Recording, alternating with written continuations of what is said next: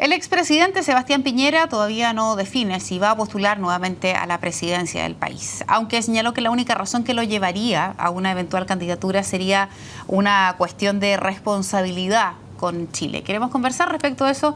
Nos acompaña aquí el secretario general de Renovación Nacional, Mario Desbordes. Mario, gracias por venir a CNN. ¿Cómo está usted? Muy bien, gracias. Buenas noches. Fuimos testigos, Mario, hace 48 horas de la oficialización de la disponibilidad de Ricardo Lagos para la candidatura. ¿Por qué Sebastián Piñera no adelanta su decisión tal cual lo hizo Ricardo Lagos y él dice que recién en marzo va a señalar si está disponible o no? Yo creo que son varias razones. El presidente Piñera está bien evaluado por la gente, hizo un buen gobierno y creo que más allá de la duda si gana o no la elección, la principal duda del presidente Piñera, yo lo he conversado varias veces con él, es las condiciones que va a haber para hacer un buen gobierno. Si tú ves que el cobre está proyectado el 2018 a 180 centavos la libra o menos, ya te produce un escenario en donde a lo mejor las arcas fiscales van a estar bien complicadas. Si hiciste un buen gobierno, estás bien evaluado, ¿para qué arriesgarte a hacer un nuevo gobierno con un cinturón tan apretado? Probablemente, que debe ser una de las cosas que a él le preocupa. ¿Qué pasa con el escenario de nuestro sector? O sea, hay varios factores que hacen que el presidente Piñera no haya tomado una decisión todavía. A mí me parece legítimo, yo creo que está bien que espere hasta marzo. Ahora, la pregunta que uno se hace es, ¿puede cambiar mucho un país o una situación si estamos allá de septiembre a marzo? ¿Un cambio tan radical? Puede haber cambios, yo creo que las cosas son 6-7 meses, pueden pasar muchas cosas. Además de eso, el panorama en la centro derecha está todavía en movimiento. Yo creo que se ha ido ordenando bastante, pero hay hartas cosas todavía que ir definiendo. Nosotros en Renovación, por lo menos, vamos a tener candidato propio. Hace rato está definido. Tenemos un cronograma presidencial que vamos a mantener. Nos parece que fue un acierto haber puesto este cronograma. Había gente que nos reclamaba que estábamos adelantando la carrera presidencial. Yo me imagino que esas personas ahora estarán conscientes de que era todo al revés. En marzo vamos a tener un Consejo General nosotros también para definir candidato presidencial a primaria. Pero está clarísimo, ¿no? Si quisiera Piñera estar disponible, ¿quién más si no?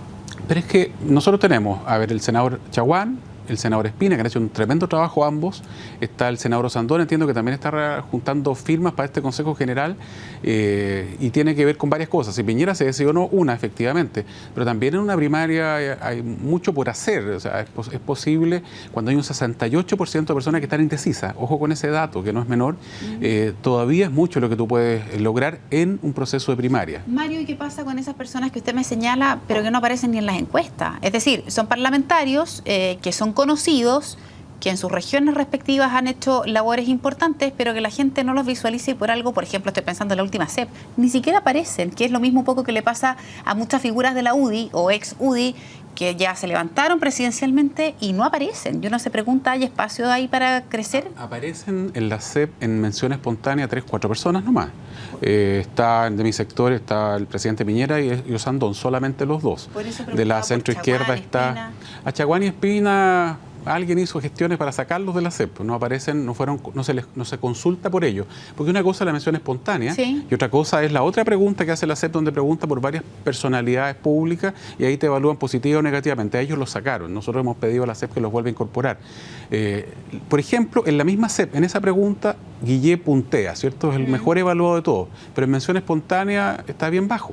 Entonces, cuidado con la mención espontánea, que sigue siendo todavía muy abierta, porque no hay nadie que esté en 40. Yo valoro mucho la tremenda votación que tiene el presidente Piñera ahí, pero hay un 68% de las personas que no sabe o no responde. Ahora, ¿usted es partidario más bien del realismo numérico y agarrar encuestas y sondeos y realidad numérica pura de saber quién tiene las mejores alternativas, o hacer igual el proceso de primarias y que se levanten muchas veces candidatos que aquí han llamado que son instrumentales al final y que se sabe que no tienen mucha posibilidad, entrar en ese escenario, o el realismo numérico, ir con un, entre comillas, como dicen en la hípica, un caballo seguro? Yo soy partidario de la primaria. Ahora, el realismo numérico tiene que ver con que hay alguien muy disparado. Y si de aquí a marzo hay alguien que marca 60%, 50%, bueno, difícil, habrá que verlo. Pero yo me inclino por la primaria. No veo a nadie disparado en esos números. Y si hubiera alguien disparado y además dispuesto, conversemos. Pero como no hay nadie hoy día dispuesto, el presidente presidente Piñera ha sido muy claro, no se ha definido. Y yo creo que Renovación Nacional, que tiene figuras muy bien evaluadas, deponga la opción presidencial, si la que está número uno, que el presidente Piñera aún no se decide, yo creo que sería un error. Ahora, le voy a preguntar por sus socios, ¿qué debería hacer la UDI? Que también ellos están pensando, ayer Hernán Larraín decía, nosotros no podemos adelantarnos si ni siquiera el mismo Sebastián Piñera ha dicho si va a ir o no va a ir a proclamarlo. Y en la UDI hay otros que señalan que independiente de si va o no, la UDI tiene que levantar su candidato. Yo creo que lo que pasa dentro de la UDI es un tema que tienen que ver ellos. Yo prefiero no meterme en casa ajena. Es legítimo si quieren buscar un candidato. Hoy día no tienen, evidentemente, no hay nadie. Ni Kass, que se salió hace poco, ni ninguno de ellos. Pero es legítimo si quieren de aquí a marzo buscar una persona. Hay una ley, que es la ley de primarias, que nos pone un umbral, un tiempo, una línea de tiempo que nos obliga a todos a estar definidos más o menos a finales de marzo. Yeah. No se puede pasar de ahí, por lo menos en lo que a primaria respecta. Ahora, Mario, respecto de hoy el expresidente Sebastián Piñera da una entrevista en el diario La Tercera, aborda varios temas, pero una de las cosas que es llamativa es cuando se le consulta si él cree que habría que revertir las reformas del actual gobierno. Y su respuesta textual es no, dice él. Nadie llega a la moneda para volver atrás, eso es un error. Los países nunca deben volver atrás. Lo que tienen que hacer es ir progresando con buenas políticas públicas. Este gobierno nos prometió progresismo y, en fin, se desarrolla una idea. ¿No le sorprende a usted que Sebastián Piñera diga que no va a revertir las medidas que se han criticado tanto en este gobierno? Yo no sé qué es lo que tiene que responder un candidato a esta altura. En lo personal creo que es lo contrario. Uno debe hoy día plantearse claramente en cuanto a revertir o modificar, cambiar profundamente algunas de las reformas de este gobierno. La reforma tributaria está tan mal hecha que siguen haciendo circulares para tratar de aclararla. La reforma educacional es evidente que se sobregiraron en ella. La gratuidad universal hoy día no se condice con la escasez de recursos y con las otras prioridades que han salido en estos últimos meses. Cuando el programa de gobierno se transforma en una suerte de Biblia para algunos, se producen estos problemas. Ernesto Tón, en su libro El segundo piso, lo menciona. Dice, el programa de gobierno es mutable, tú te enfrentas con situaciones complicadas, por eso tienes que tener grandes líneas estratégicas, señala él. Y yo creo que este gobierno cometió el error de creer que el programa de gobierno era la Biblia y además un programa de gobierno donde eran solo enunciados. La bajada no se había hecho y cuando tradujeron esto en proyectos son muy malos.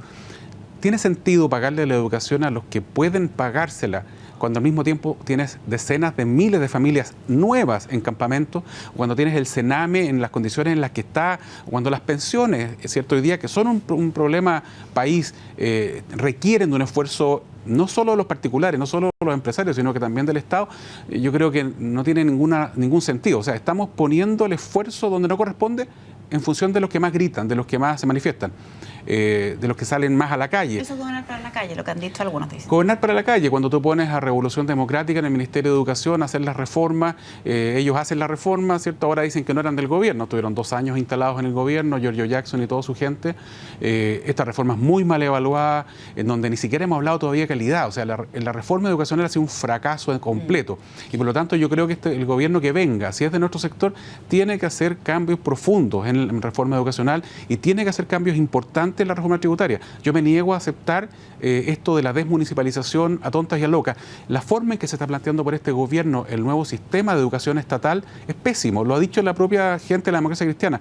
Otro aparato centralizado, otro monstruo estatal, en donde un señor que va a estar a kilómetros de la escuela o del liceo del que tú estás hablando va a tomar decisiones por los apoderados. Mario, ¿cuál debiera ser la bandera de lucha del candidato presidencial de la derecha? Porque a partir del gobierno actual y también de lo que fue en su minuto la campaña del expresidente Piñera, parece que se aprendió que más vale ofrecer poco y poder cumplirlo a cabalidad y de manera detallada que ofrecer tanto y después en la forma y en esas bajadas no ser lo suficientemente exitoso en aquello.